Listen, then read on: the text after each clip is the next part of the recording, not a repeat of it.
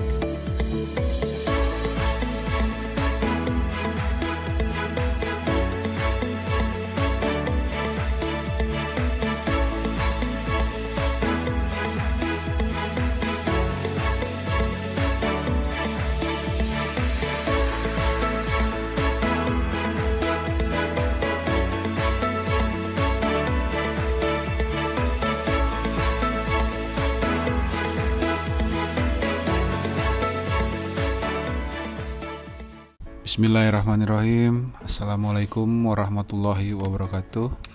Selamat malam, salam sejahtera untuk kita semua. Apa kabar teman-teman semua? Ketemu lagi dengan Mr. B malam ini ya. Seperti yang kita lihat video sebelumnya tadi ya, ada Raffi Ahmad dan Ari Lasso yang mengendorse saham MCAS. Nah, kita mau lihat ya malam ini bagaimana fundamental dari saham MCAS ya. Sebelumnya Mr. B selalu ada disclaimer ya. Data berdasarkan laporan keuangan kuartal ketiga 2020. Video ini bukan rekomendasi beli atau jual. Selalu lakukan analisa yang lebih dalam sebelum membeli atau menjual saham yang dibahas oleh Mr. B. Segala risiko kerugian ditanggung masing-masing. Dan semua analisa dalam semua video Mr. B adalah analisa subjektif dari Mr. B. Oke ya, kita bahas MCAS. Saya ambilkan dari public expose dari MCAS.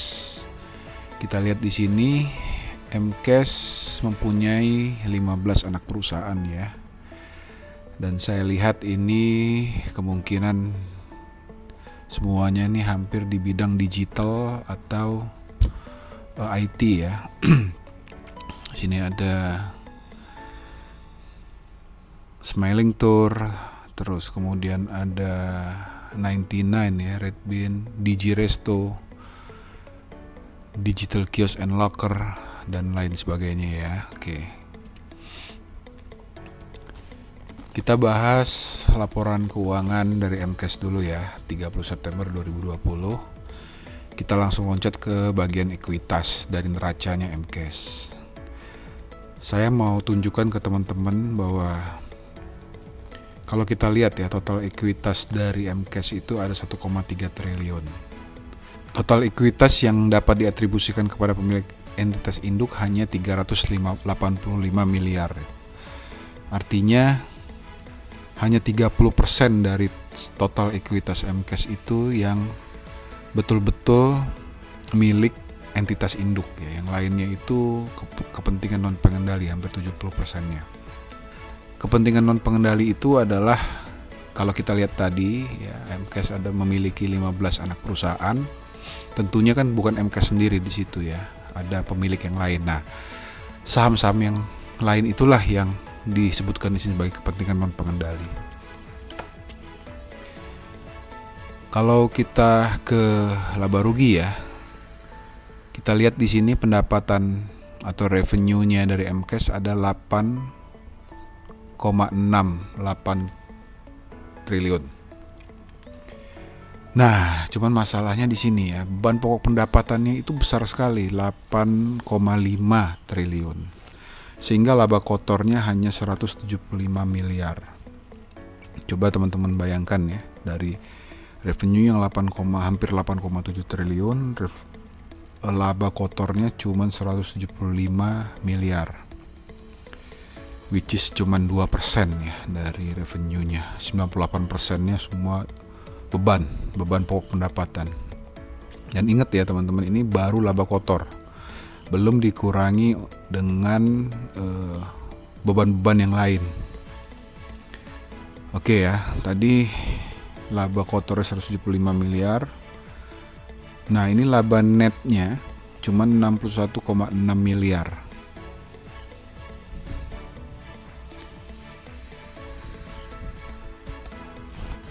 Artinya net profitnya cuma 0,7%. Sangat kecil sekali ya. Mr. B sangat tidak tertarik nih dengan net profit margin yang kecil begini. Nah, ada satu lagi nih teman-teman ya, kita lihat ya. Ternyata dari 61,6 miliar ini hanya 17,8 yang diatribusikan kepada pemilik entitas induk. Sebagian besarnya, 43,7-nya itu kepada kepentingan non pengendali. Jadi sudah NPM-nya kecil. Kebagiannya juga kecil lagi nih, cuma 17,8 M. Oke ya, kita lihat profiles dari MCAS. Jadi MCAS ini ternyata listingnya tanggal 1 November 2017 ya. Jadi baru 3 tahun perusahaan ini TBK-nya. Artinya laporan keuangannya yang bisa kita lihat tuh baru 3 tahun. Dan Mr. B biasanya mencari saham, mengkoleksi saham yang sudah ada minimal 5 tahun laporan keuangannya untuk dianalisa. Oke, nggak apa-apa, ini kita coba lihat ya. Earning per share-nya turun ya, dari 262 176 ke 27. Jadi growth-nya nggak ada, kurang baik ya.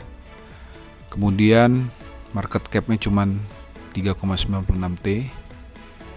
Kemudian sepertinya tidak pernah membagikan dividen ya perusahaan ini. Ya, kosongnya dividen per share-nya. Terus price earning ratio annualized ya, yang ditahunkan tuh ada 168,89 kali ya. Tinggi sekali ya pernya. Bayangkan ya. Harga 4.560 kalau teman-teman beli saham MCAS, dibutuhkan 168 tahun untuk balik modal. Price to book value-nya 10 kali. Artinya nilai saham, harga sahamnya 10 kali dari nilai bukunya ya. Bayangkan itu. Mahal sekali ya. DER-nya juga besar, 143,4%. Nah ini net profit margin cuma 0,2%. Operating profit marginnya, gross profit marginnya 2%. Tadi ya udah kita bahas. Oke, coba kita analisa price earning ratio dan price to book value-nya ya. Oke, ini saya ambil dari Stockbit ya. Dan ini pairnya berbeda karena pair yang di sini menggunakan pair yang tidak disetahunkan, tapi pair selama 12 bulan ke belakang ya. Jadi yang pakai TTM. Trailing 12 months. Didapatlah 147,55 pairnya ya per hari ini. Dan ini rata-rata pair selama 3 tahun ini, yaitu 29,42. Bayangkan ya, pairnya yang tadinya selalu di bawah 25 kemudian tiba-tiba melonjak sehingga menjadi 147,55. Jauh sekali ya, ini sudah kemahalan. Saya nggak tahu ya kenapa Raffi Ahmad dan Ari Lasso itu merekomendasikan saham ini. Saya lihat sih tidak akan naik lagi, udah ketinggian ini harganya ya. Oke ya, ini dari valuasi pair, ini valuasi price to book value juga sama ya. Ini data selama 3 tahun ya. Kemudian ini rata-ratanya 5,76, tetap kemahalan ya. Oke, kita masuk ke analisa teknikalnya. Kita lihat dari teknikalnya juga ya, udah tinggi sekali dia. Sudah, saya rasa semua saham yang udah naik tinggi begini, apalagi melebihi all time high-nya, pasti rawan koreksi. Bagaimana mungkin ada analisa yang menyatakan bahwa ini saham akan naik lagi? Kalau kita beli sekarang, ada kemungkinan dia akan turun ini ke depan. Hati-hati ya teman-teman ya. Simpulannya ya, menurut Mr. B, fundamental MCAS tidak baik. Kepentingan non pengendali porsinya besar. Kemudian struktur laba ruginya itu tidak efisien ya. Struktur biayanya tinggi hingga menyebabkan net profit margin yang sangat kecil. Analisa price earning ratio dan price to book value tentunya mahal ya. Jadi tidak rekomendasi lah untuk beli saham ini ya. Udah kemahalan. Dilihat dari technical juga sudah kemahalan, udah tinggi ya. Dan Mr. B tidak akan pernah mau ya mengkoleksi saham seperti saham MCAS ini. Jadi teman-teman hati-hati ya kalau ada endorsement atau apa, tetap lakukan analisa, tetap baca yang namanya laporan keuangan ya. Perhatikan semua rasio-rasio keuangannya ya. Net profit marginnya, gross profit marginnya, ada growth atau tidak di revenue dan laba ruginya ya. Tetap perhatikan hal-hal seperti itu. Jangan sampai teman-teman beli sesuatu yang teman-teman tidak ketahui, seperti beli kucing dalam karung ya. Tetap lakukan analisa. Oke ya, bagi teman-teman yang belum subscribe, tolong subscribe, kemudian like and share, dan jangan lupa aktifkan notifikasi loncengnya ya, agar teman-teman tidak ketinggalan kalau ada video-video baru dari Mr. B ya, membahas fundamental saham. Oke, Mr. B pamit. Selamat malam. Wassalamualaikum warahmatullahi wabarakatuh.